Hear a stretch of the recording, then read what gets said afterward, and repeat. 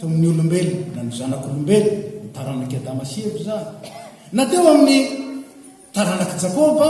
na ny zanaky Israely. Ary ao teoriana moa dia tamin'ny kristiana. Ino moa zany? Raha nahary ny Adama Andriamanitra, nataony horay sy renin'ny olombelona rehetra, i Adama sy Eva, dia ny ampiseho indrindra eo amin'ny zavaboarin'Andriamanitra manontolo, na ny biby zany, na ny zava-mananaina zany, eny, na dia ny vato sy ny tany azy, izay tsy mananaina, ampiseho amin'ireo ny fahalebiazan'Andriamanitra.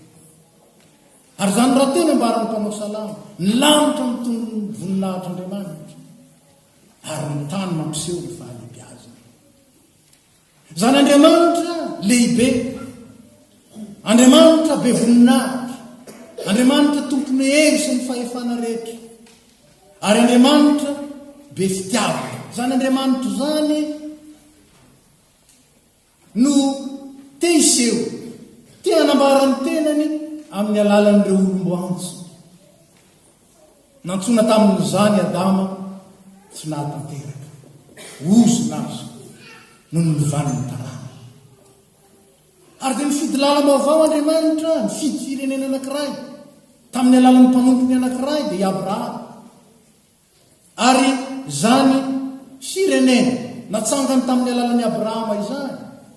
Isaka ary Jakoba, dia nantsono ho vavolombelona eo anivon'izao tontolo izao, eo anivon'ny firenena. Raha tsorina ny fiantsoana azy dia izao, tsy nantsoina ho an'ny tenany ny zanak'Israely, fa nohamasin'Andriamanitra kosa, natokan'Andriamanitra kosa mba hampiseho amin'izao tontolo izao hoe iza Jehova, iza Jehova.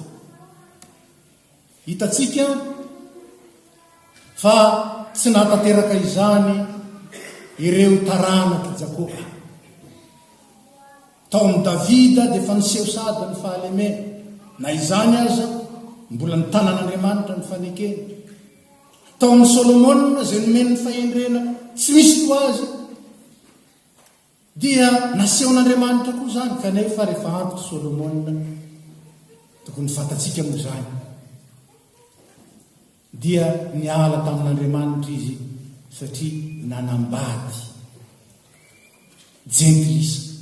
ary dia nitao amin'ireny vehivavy reny hanompo Andriamanitra hafa. Vokatry zany rava ny fanjakana, mizara roa ny fanjakana, ary ireo mpanjakany sisy arak'izany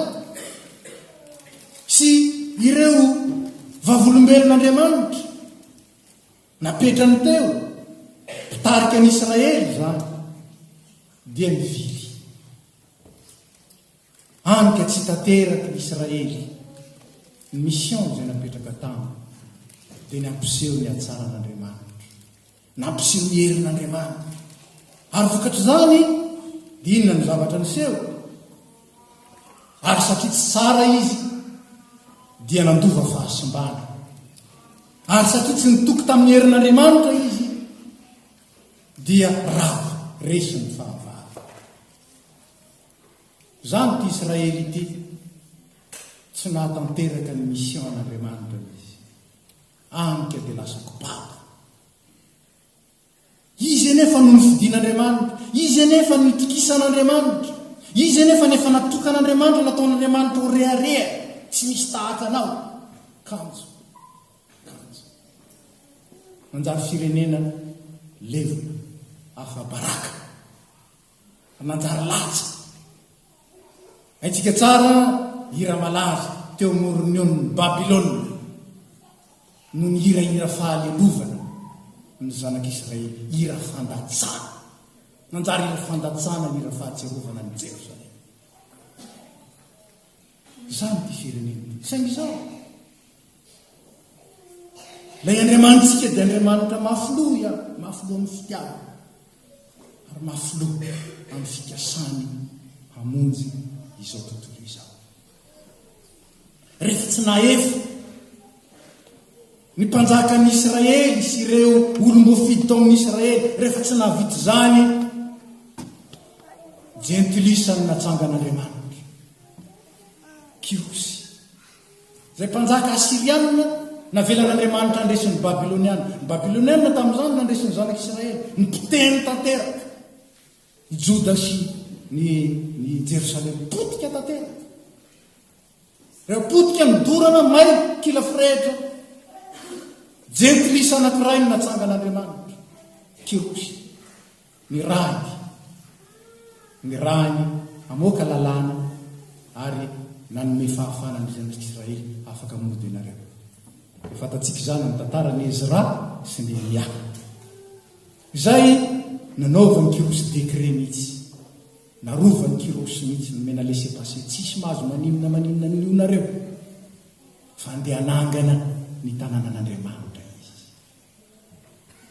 tsika amin'izany ny fomba fiasan'Andriamanitra dia nanomboka tanteraka tao amin'ny kirosy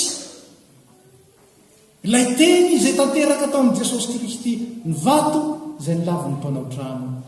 no indro efa lasa fezo rehefa tsy nanaiky ny zanak'Israely rehefa tsy nahatoky digne de confiance ny zanak'Israely rehefa tsy fidèle ny zanak'Israely dia ny jentilisa dia nanirana azy no nanjary irak'Andriamanitra nanjary mpanompon'Andriamanitra amika ity kirosy ity ny voalohany mitondra ny anarany hoe mpanompon'i Jehova zany ny titranetiny le serviteur du Seigneur ary io nombarany soratra masina fa Mesia voalohany io ny Mesia an'Andriamanitra tonga anavaka ny zanak'Israely ny vato ny laviny mpanao trano ny lasa vezo nahoana satria tsy naina ampiseho ny atsara an'Andriamanitra teo amin'ny jentilisa satria tsy say ary ndrindra mivily azy ity Jehova ity ny tompony izao tontolo izao tompony zavatra rehetra azo itokisa naleony nanompo Andriamanitra hafa ny baa sy ny Andriamanitra ny firenekafa izay tsinitsiny zany nanjarana rary anika dia levo potika izy mandeha ny anany tantara fa rehefa tsy tanteraky ny zanak'Israely ny jiosy ny mission napetrak'Andriamanitra taminy dia napetrany tamin'iza kosa napetrany tamin'ny jentilisa mety hoe jentilisa ao amin'ny testamenta taloha dia tsy jiosy ny dika ny mission napetraka tamin'ny jiosy dia napetrak'Andriamanitra kosa tamin'ny tsy jiosy ary izany nahatongavany Jesosy Kristy na dia jiosy azy dia tonga kosa nandrava ny efitra mba tsy hisy itsonina jiosy na tsy jiosy anisany zavatra mamperitreritra ankehitriny hiazakazan'ny olona maro ary malagasy ary ao anatin'izany miazakazaka teo jiosy le jiosy angeny tsy nahatanteraka an'le planin'Andriamanitra fa nomeny jentilisa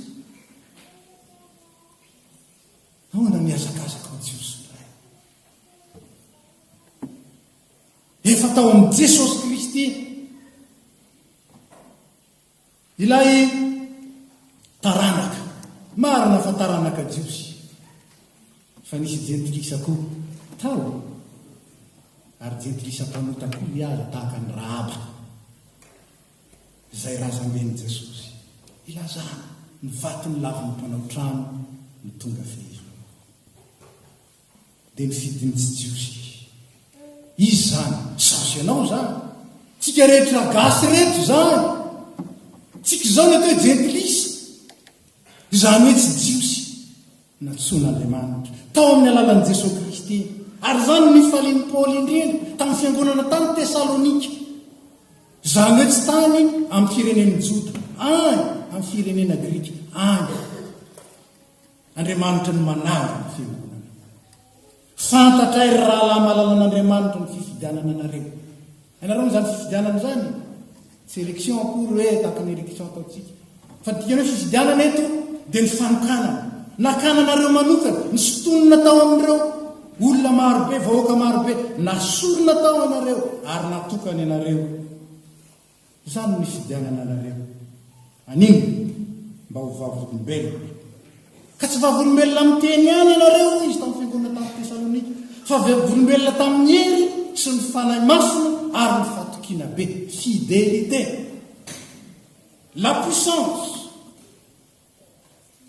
la lumière ou la clarté et la fidélité reo nantsona hotoriana ary jentilisa no ny fidin'Andriamanitra ho an'izany ny fiangonana tamin'ny Tesalonika antsoina église pagano chrétienne io no nantsona ary dia zay izy dia misaotra n'Andriamanitra mandrakarena no ny fifidianana anareo ary fantatra azy na iantoko izany fa ny fidinan'ino no fidina ho vavolombelona eo anivony zao tontolo izao vavolombelona eo anivony tsy mahalala n'Andriamanitra vavolombelona eo anivony ny tontolo izay nametrahana azy ny fanontaniana mipetraka ity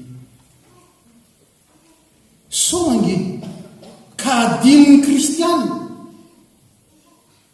fa nofidina ho fanasina sy fahazavana eo anivon'izao tontolo izao izy zany hoe eo amin'izao tontolo izao fa tsy eo anivony samy izy ihany indraindray tsika rehefa misamitsika maso toetra beko manatra tsara ny filamina hadrainy antramin'ny fidirana eto aza mandeha mitsaikitsaika tsara vo mivoaka ery limité à 90 raha vo tsisy radara ao 120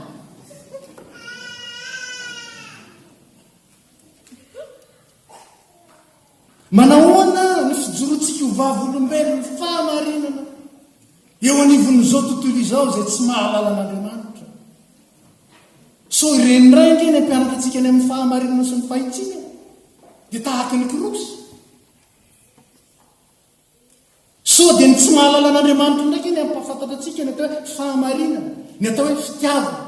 ny amin'ny atao hoe fiavana ny amin'ny atao hoe fanajana n'Andriamanitra ny fanajana ny masina manahoana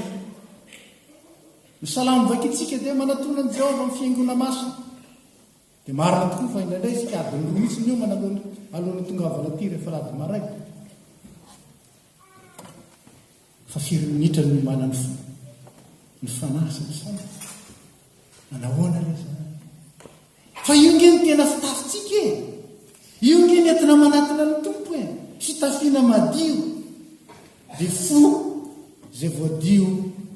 amin'ny eritreritra ny fisainana rahatsika rehetra vavolombelon'ny fahatsarany Kristy eo anivon'izao rehefa mitsika samitsika atao haintsika ihany ny fandefitra ko fa manahoana kosa sika ary manoloana ny mino mo ve hitany manahoana tsy mino hitany tsy mino ve le faharopon'Andriamanitra lay ray be fandeferana lay ray be fitiavana hitany tsy mino amintsika ve le Jesosy Kristy raha nitevatevaina tsy nanevateva fa raha isika raha mavoky ataoko mahita ny anarana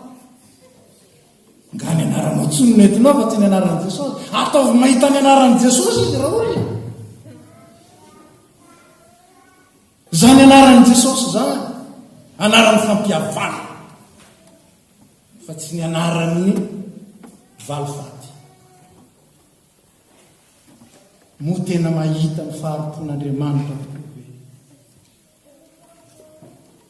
afaka mijoro zany amin'izay anivelany ve isika rehefa isika samitsika atao tsara fanahy ny tenin'Andriamanitra milaza hoe tiava ny fahavalinao ary ny vavavana zay manenjika anao zay manenjika atsika fisaitsika mandeha mihitsy ty telefôniny ty aina ndray natao ndrano ohatra zao ataoko mahita riavana nantsona vavolombelona eo anivon'izao tontolo izao isika zany le tsy vitany Adama zany le tsy vitany Israely tsy vitany Josy ny menatsika tandreny kosa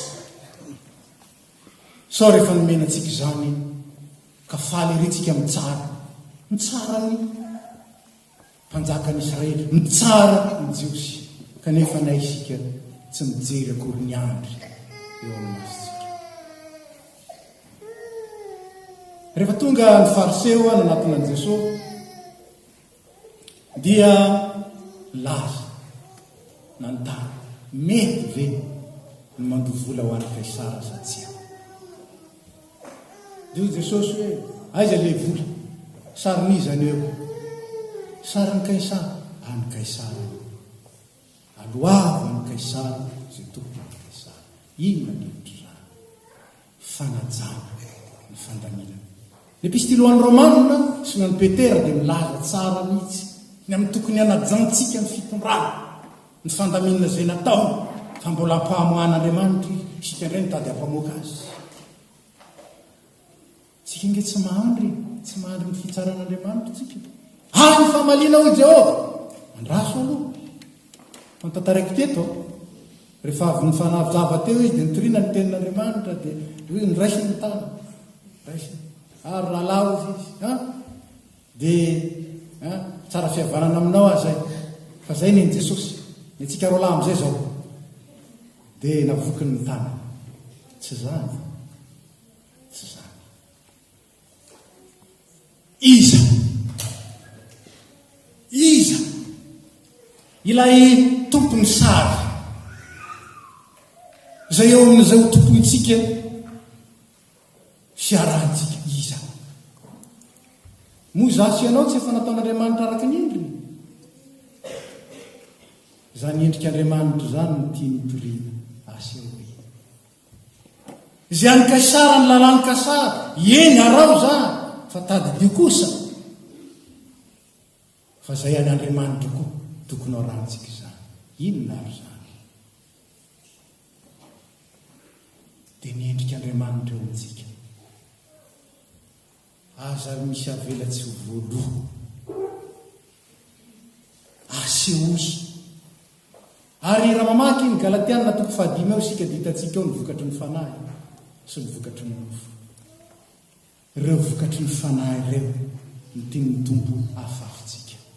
satria ny eo ny endriky Kristy eo amintsika. Fiadanana, fitiavana, fahononam-po, etsetretsetra. Ao reo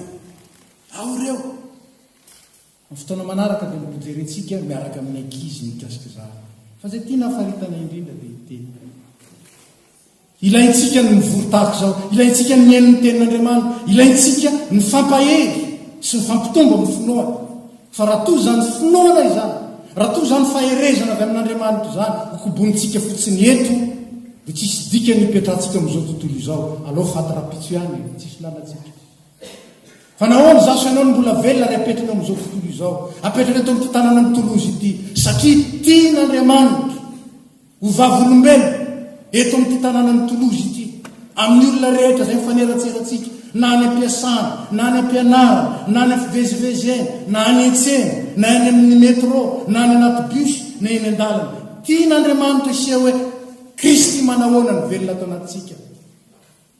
ary endrika manahoana no entintsika aseho eo amin'ny fitondran-tenatsika sy ny asantsika eo anivon'izao tontolo izao. Zany nandrahanantsika mba hahitany izao tontolo izao ny asa tsara dia ny asan'ny finoana. Manahoana ny fifandraisako amin'ny mpiara-miasany koa, manahoana ny fanajako ny fandaminana anatin'ny fiasana. Misy ministera anankiray tany Madagasikara nasiana tsipika eo ampovoany ao amin'ny fidirana. Nasiana tsipika. Ianareo angamba ilay tantara? Nasiana tsipika ohatrany hoe eto à droite zany ny circulation dia à droite dia avy ato amin'ny gauche tsisy mahazo mandeha. Nahoana? Mba tsy hifanisika ny tonga tara sy ny mondy aloha. Zany hoe be dia be le tonga tara ary be dia be le mivoaka aloha. Tsy manaja ora. Manahoana ny fijoroana vavolombelona amin'ny fanajana? Manahoana ny fanajantsika ny contrat signé? Ary zao nge ny mahavariana ohatrany tsy fanajantsika io ihany nge tsy fanajantsika ny contratsika amin'ny tompo. Nde mba eritreritra kely tsika fanahy fanasan'ny tompo rehetra tangidinareo ve le vadina atao tamin'ny andray falasany tompo tadidy re naverina ny vakina re mba tadiditsika dekonina ve ny vadina ataotsika tamintsika ny tokanana dekonina ireo fanekena fito mba tadiditsika hoe manahoana na tsy ny tompo vavolombelona isika ary sika ao anatin'ny dikana fasidy dia anombokatsika manomboka amin'ny rotokom-bolana mba vakansa kely zany tsika mitimba misy tosain koa ny midikana fasidy anomboka hijery amin'izay isika izany atao hoe etika kristiana ny fitondrantena kristiana dia hitantsika ao anatin'izany fa tsy miorona amin'ny fijeren'ny hafa na ny fijerentsika ny hafa zany fa miorona indrindra amin'ny fananatsika ny conscience fa mijery atsika ny tompo ary zay any fa indraindray tahotra olona tahaka ny olona matahotra gendarme dia mba hajaina amperitreritra indraindray rehefa tonga amin'ilay limité 90 mandeha 70 dollars zalahy vo afaka le gradara iny fa mitritra daholo io radara io mibaiko ny conduite iza zany ny maître ny radara maître amin'ny radara tsika mampatsiaro atsika fotsiny hoe io izy vavolombelona eo an'izao tontolo izao engany ka tsy izao tontolo izao nantsony hijorotsika fahazavana sy fanasa no ampianatra atsika ny fahamarinana sy ny fahamasinana fahatsy misy mpanao atsika na tany Madagasikara ny tantaran'ity ary zay ny amaranako azy nalefa ny ray aman-dreny ty zanaka anankiray mba ho any Madagasikara hianatra teny malagasy de nalefa tao dia namoarina tsara mihitsy ny carte hoe io tonga mba hianatra teny gasy io ka dia aza miteny nity aza miteny frantsay aminy mihitsy fa teny gasy saingy tiranamany ty adimy ny mission sady be resaka te tantaran'izany frantsa zany tsy hitanareny any ka lasa be resaka izy tonga tany izy dia izy le mpanao atsika na teny frantsay daholo ny gamin rehetra atao amin'ny quartier ngaray minody tsy nahiteny gasy na ohatra n'iny azy sao dia izao tontolo izao ane ny ampianatra atsika sao dia izao tontolo izao ange nizara ny fahamazinana amintsika fa tsy isika nizara ny fahazavana sy ny fanasina eo amin'izao tontolo izao tsy atao mpiangonana ihany nitakina amintsika na ny tokantrano ihany nitakina amintsika zany fanahy ny fahamasinana sy ny toe-panaraka an'Andriamanitra zany fa indrindra eo amin'izao tontolo izao raha dinitsika zany tsy vita hoe tsy vitatsika no misy fa indrindra homelika eo anatrehan'Andriamanitra isika hidiso anatrehan'ny tompo isika ary tsy nahatateraka mifisitsika so fa Andriamanitra manindra fo andramindray izy manavao atsika andeha hijoro fanasina sy fahazavana maro eo nefan'izao tontolo izao satria veriny tompo amintsika indray ny hafa napetrany tamin'ny Israely zany Isaia 1:20 mitsangana miazava fa tonga ny fahazavana zao tonga ny fahazavana ary naveriny tompo tamin'ny mpianatra zany ianareo ny fahazavana zao tontolo izao ianareo ny fanasantany ndeha ary mitsangana hijoro fahazavana zao